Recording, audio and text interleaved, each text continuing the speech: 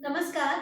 आप सभी को लोक माता देवी अहिल्याबाई होलकर के जन्मोत्सव की हार्दिक शुभकामनाएं।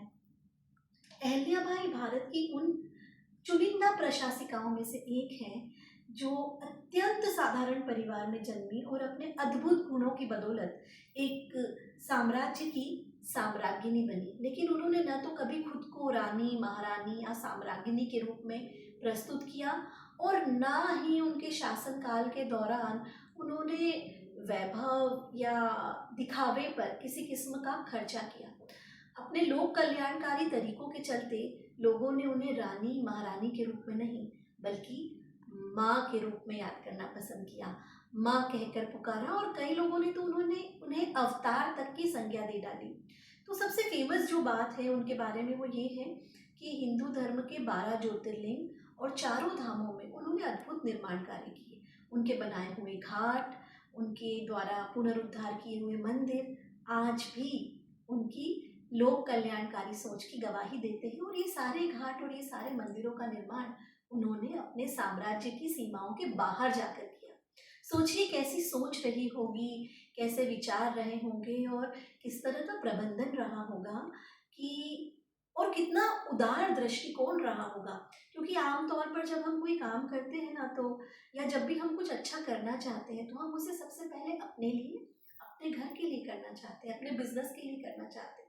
एक रानी की दृष्टि से देखें तो प्रथम दृष्टया लगता है कि अगर हमें कुछ भी बेहतर करना होगा तो शायद हम अपने राज्य के लिए करना चाहेंगे। पर उनकी सोच अद्भुत थी। उन्होंने अपने राज्य की सीमाओं से बाहर निकलकर अनेक कल्याणकारी कार्य किए। लेकिन मुझे उनकी पर्सनालिटी का एक गुण बहुत अद्भुत लगता है और वो है कैदियों का उद्धार करना। जिस तरह से आज हमारे समाज में, हमारी दुनिया में क्राइम होता है, ठीक वैसे ही आज से 200-300 साल पहले भी हुआ करता था। और उसके पहले भी क्राइम या अपराध हमारी मानवीय समाज में हुआ करते थे। तो जो लोग किसी भी कारण से कोई भी गलती की सजा भुगतने के लिए कैदी बन जाते थे, जेल में आ जाते थे, उनके पुनरुद्धार के लिए देवी अहिल्या ने बहुत बहुत अच्छी कोशिश की। अगर आप कभी मध्य प्रदेश जाएं और मालवा प्रांत, जहाँ की प्रशासिका स्वयं देवी अहिल्या थी, मालवा और निमाड़, यदि आप वहाँ पे इर्द गिर्द थोड़ा घूमें तो आपको बहुत सारे छोटे छोटे गांव या कस्बे मिलेंगे जिनका नाम होगा धर्मपुरी। तो एक बहुत ही प्रसिद्ध इतिहासकार हुए डॉक्टर गणेश मतकर। एक बार मेरी उनसे बात हुई थी, स्वर्गीय डॉक्टर गणेश मतकर। तो उन्होंने मुझे बताया था कि ये जो धर्मपुरी है ना, इतनी सारी इंदौर के आसपास, महेश्वर के आसपास, दरअसल इनका एक खास मकसद था। जो कैदी अलग अलग कारणों से कारावास भुगत रहे थे, उन्हें यहाँ पर खेती के कार्य में लगाया जाता था, उनका कल्याण, उनका उद्धार करने का प्रयास किया जाता था। और फिर उस खेती से जो धनार्जन होता था उसी से उन कैदियों का भी पेट पलता था और उस धन को अन्य महत्वपूर्ण कार्यों में इस्तेमाल किया जाता था। जिसके पीछे की एक छोटी सी वजह ये थी कि ये लोग जो अपराध की दिशा में बढ़ गए हैं या चोरी करना चाह रहे हैं या गलतियों की दिशा में बढ़ रहे हैं, उन्हें मेहनत का मूल्य समझ में आए। तो मुझे ये तरीका अद्भुत लगता था। और देवी अहिल्या ने ही महेश्वर में बुनकरों को बुलाया था, क्योंकि उनकी जो थॉट प्रोसेस थी वो सिर्फ युद्ध करके अपने साम्राज्य की सीमाओं का विस्तार करने की नहीं थी।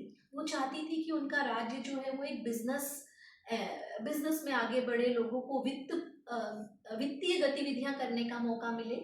तो उन्होंने अलग अलग प्रांतों से बुनकरों को बुलाया और उनसे कहा कि आप यहाँ पर अपना काम कीजिए।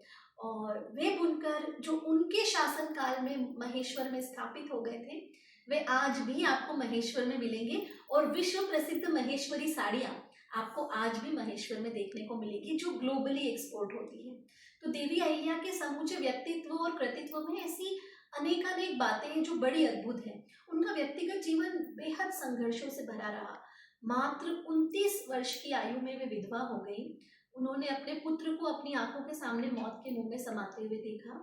उनकी बेटी भी एक बीमारी का शिकार होकर मृत्यु को प्राप्त हुई। उनके दामाद चल बसे, लेकिन इन तमाम विसंगतियों ने उन्हें तोड़ा नहीं, बल्कि कहीं न कहीं उन्हें एक बेहतर इंसान और समूची प्रजा की माँ के रूप में स्थापित कर दिया।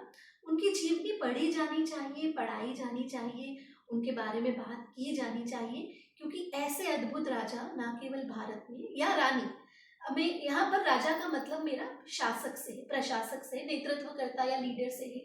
तो ऐसे अद्भुत लीडर और ऐसी अद्भुत लीडरशिप ना केवल भारत बल्कि समूची दुनिया में बहुत विरली है।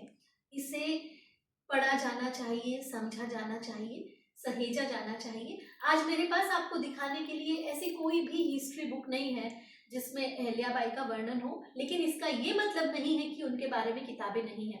उनके बारे में आपको अनगिनत किताबें मराठी, हिंदी और अंग्रेजी में मिलेगी, और कुछ किताबों में तो अंग्रेजी शासकों ने उनके लोक कल्याणकारी कामों का वर्णन किया है। तो खोजिए, पढ़िए, जानिए और समझिए अपने इतिहास में छुपी इस अद्भुत नारी के बारे में। मुझे उम्मीद है आज की वीडियो आपको पसंद आई होगी, और ऐसी ही वीडियोस को देखने के लिए बने रहिए मेरे चैनल पुस्तक वाली के साथ। मुझे लाइक कीजिए, सब्सक्राइब कीजिए, ताकि मैं और वीडियो बना सकूं और नई नई जानकारियां आपके सामने ला सकूं। नमस्कार।